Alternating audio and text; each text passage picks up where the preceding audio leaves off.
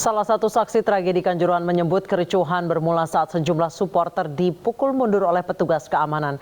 Ia juga menyatakan bahwa gas air mata ditembakkan ke arah tribun penonton. Padahal saat itu supporter di tribun tidak ricuh.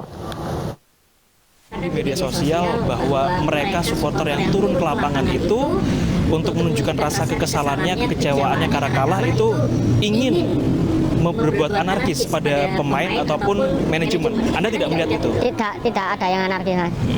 Tidak ada yang anarkis. Lalu baru itu kita udah mundur, Mas. Sebenarnya udah mundur semua kan pas pemain udah masuk. Nah itu ada yang termancing masuk lagi.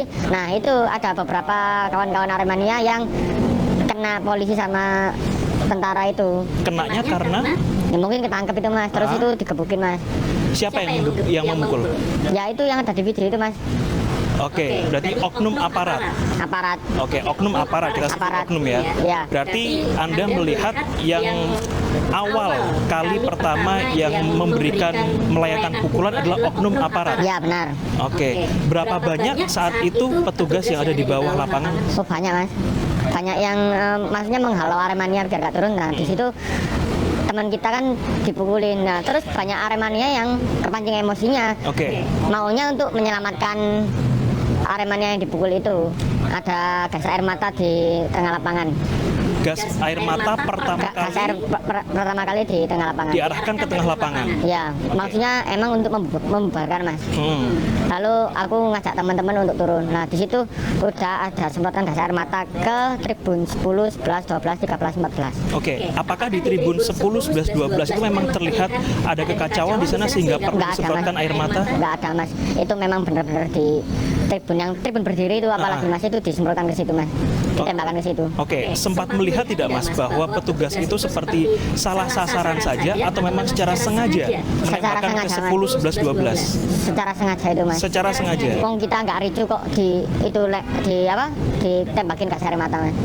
Nah, di media sosial juga beredar video ini, Mas, tentang bagaimana pintu-pintu akses masuk dan keluar di stadion itu tertutup saat para supporter ingin keluar. Ini memang sejak awal tertutup, tidak dibuka, atau sebelumnya terbuka tapi ditutup? 5 menit sebelum pertandingan itu banyak yang udah turun, Mas, sebelum usai pas tambahan waktu 7 menit kalau nggak salah itu. Itu banyak udah yang kecewa, udah banyak yang turun. Nah itu mereka juga bisa turun, berarti kan pintu kan udah dibuka. Pintu udah dibuka. Pas saya baru keluar itu ada tembakan gas air mata. Pintu VIP itu ditutup, Mas. Oke, jadi saat pertandingan belum selesai, hampir selesai, sudah sempat ada supporter yang keluar ya, karena kecewa. Sudah banyak yang keluar. Terus itu pas gas air mata itu, Mas, baru ditutup lagi pintu-pintunya. Tragedi yang menewaskan ratusan penonton sepak bola di Stadion Kanjuruhan salah satunya disebabkan oleh tembakan gas air mata. Paparan bahan kimia dalam gas air mata secara langsung dapat menyebabkan iritasi, gangguan pernafasan hingga memicu kematian.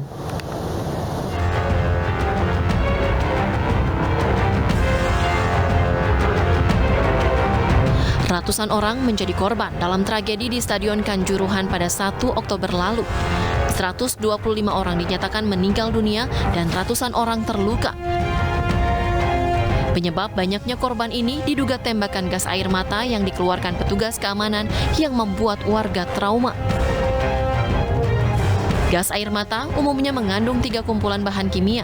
Yang paling sering digunakan adalah kloroasetopenon, yang disingkat CN, dan klorobenziliden malononitril, atau yang disingkat CS. Ketika gas air mata terpapar di bagian kulit, terutama wajah dan mata, maka akan menimbulkan rasa perih dan pedih. Paparan bahan kimia yang terkandung dalam gas air mata juga dapat menyebabkan gangguan sistem pernapasan. Terpapar gas air mata juga dapat menimbulkan rasa gatal dan panas pada kulit. Sementara efek yang muncul pada mata antara lain produksi air mata berlebih, rasa terbakar, pandangan buram, dan mata merah. Bila terhirup dan masuk ke dalam paru-paru, gas air mata menyebabkan sesak dada, batuk-batuk, sensasi tercekik, bahkan juga dapat menyebabkan mual dan muntah. Dengan dampak sulit bernapas, paparan gas air mata dari jarak dekat atau menghirup dalam konsentrasi tinggi bisa menyebabkan kematian. Hal inilah yang banyak dialami oleh para penonton Liga 1 di Stadion Kanjuruhan, Malang, Jawa Timur. Sementara Federasi Sepak Bola Dunia FIFA bisa memberikan sanksi usai tragedi di Stadion Kanjuruhan. Sanksi tersebut antara lain seluruh pertandingan Liga Indonesia dibekukan 8 tahun. Keanggotaan Indonesia di FIFA dicabut. Piala Dunia Under 20 di Indonesia akan dibatalkan. Timnas Indonesia dilarang main di Piala Asia 2023 dan Piala Asia Under 20. Poin ranking FIFA Timnas Indonesia dikurangi. Kompetisi Liga Indonesia tanpa penonton. Klub Indonesia tidak boleh bermain di AFC Cup dan Liga Champions Asia. Tragedi sepak bola di Kanjuruhan bukan yang pertama kali terjadi di Indonesia. Olahraga yang sangat digemari masyarakat di tanah air ini kerap dihantui sisi gelap tragedi yang menimpa para pendukungnya. Kini akibat tragedi Kanjuruhan yang mencetak rekor tragedi mematikan dalam sejarah sepak bola tanah air, Indonesia pun terancam sanksi FIFA.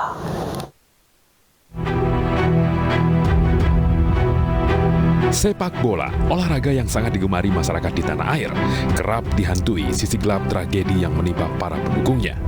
Tak sedikit insiden yang terjadi dan seakan tak bisa berhenti hingga kini. Berikut sederet tragedi yang menimpa supporter sepak bola di tanah air. 18 Juni 2022, 2 orang bobotoh pendukung Persib Bandung meninggal dunia. Keduanya meninggal saat pertandingan Piala Presiden 2022 antara Persebaya melawan Persib di Stadion Gelora Bandung Lautan Api. Keduanya meninggal akibat terjatuh saat berdesak-desakan masuk ke dalam area stadion. Kedua supporter sempat mendapatkan pertolongan medis dan perawatan, tetapi nyawa mereka tak terselamatkan. 15 April 2018, seorang supporter Persebaya atau yang biasa disebut Bonek meninggal saat pertandingan antara Persebaya melawan PS Tira di Bantul, Yogyakarta. Korban mengalami aksi kekerasan oleh sekelompok orang yang tidak dikenal saat perjalanan pulang dari Bantul ke Surabaya. 23 September 2018, satu orang pendukung Persija Jakarta meninggal. Korban yang pergi ke Stadion Gelora Bandung Lautan Api terkena sweeping pendukung lawan. Korban kemudian dikeroyok dan mengalami luka parah hingga nyawanya tak bisa tertolong. Atas kejadian tersebut, Liga 1 Indonesia sempat dihentikan. 19 Desember 2015, pertandingan Arema kontra Persebaya Surabaya berakhir bentrok dan tawuran antar supporter. Satu orang tewas akibat peristiwa tersebut. 22 Oktober 2014, kerusuhan supporter terjadi pada laga Persis Solo melawan Martapura FC di Stadion Manahan Solo. Satu orang tewas akibat kerusuhan tersebut.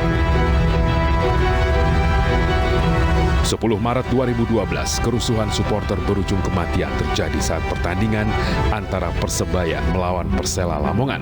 Dalam kerusuhan tersebut, 5 nyawa melayang setelah diserang supporter dengan lemparan batu ketika korban berada di atas kereta api.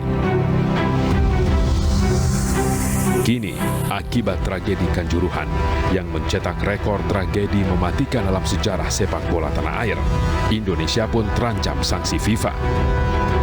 Di antaranya, seluruh pertandingan Liga Indonesia dibekukan 8 tahun. Keanggotaan Indonesia di FIFA dicabut.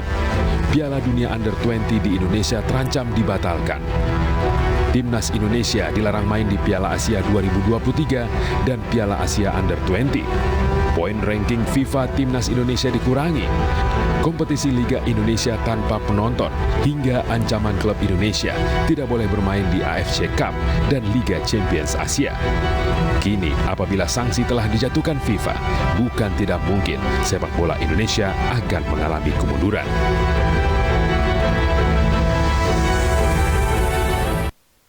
Partai Nasdem resmi mendeklarasikan Gubernur DKI Jakarta Anies Baswedan sebagai bakal calon presiden. Informasi selengkapnya usai jeda.